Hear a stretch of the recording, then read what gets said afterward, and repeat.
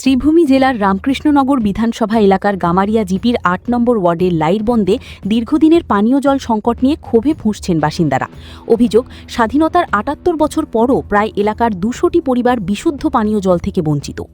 স্থানীয়দের দাবি, বাধ্য হয়ে অনেকেই অস্বাস্থ্যকর জল ব্যবহার করছেন, ফলে বাড়ছে বিভিন্ন রোগের আশঙ্কা। সংবাদ মাধ্যমের সামনে এক প্রবীণ মহিলা আবেগঘন কণ্ঠে বলেন, মৃত্যুর আগে অন্তত এক ফোঁটা বিশুদ্ধ জল পান করে শেষ নিঃশ্বাস ফেলতে চাই।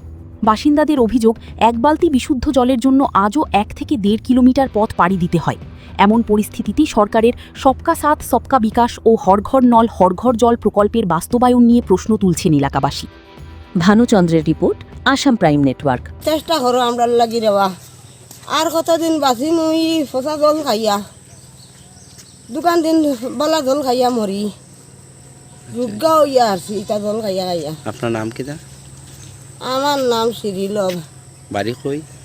বাড়িও তো ওখান লাইর বলো ওখান বাড়ি জিও ওটা পানি খাইয়ার বাবা কিতা করমু ফাইতাম না তার করমু কিতা ও হরুতা যাইতে যাইতে ভাবার দই ফোন থাকি চিল্লাই ওই ইনো আমরা জল খাই রে ভাও দইও না আর দইও না রে গরু আইয়া ফড়ি যায় মাঝে মাঝে ও অবস্থায় আমরা দার দিন পরিবারে সাপ্লাই নাই আর বাকি পরিবারের সাপ্লাই আছে। এখন আমরা বন্ধর কুয়া থাকি জল খাই নিয়া কুকুরেও খার মেঘরেও খার আমরা তাকে মানুষে হিসিয়া নিয়া এরপরে বালা জল বানাইয়া নিয়ে তো আমরা খাই।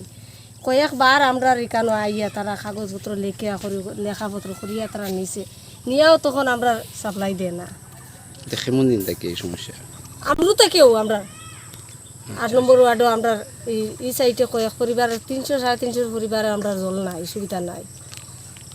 আমরা কোনো বাসমনি তো আমরা তো মরার হত হয় ভাত রইব আনাইল ডায়াবেটিস হইব আনাইল সুগার হইব কয়েকটা রোগ হইব। আমরা বন্ধর যেন কুয়াটা কিনি আমরা জল খাইয়ার বালা জল খাইয়ার না বাজে জল খাইয়ার বন্ধর পানি আইয়াও আমার ওটা খারাপ জল আমরা খাইয়ার তো আমরা তো রোগর সুবিধা আমরা রোগর আমরা রুই বস্তা কি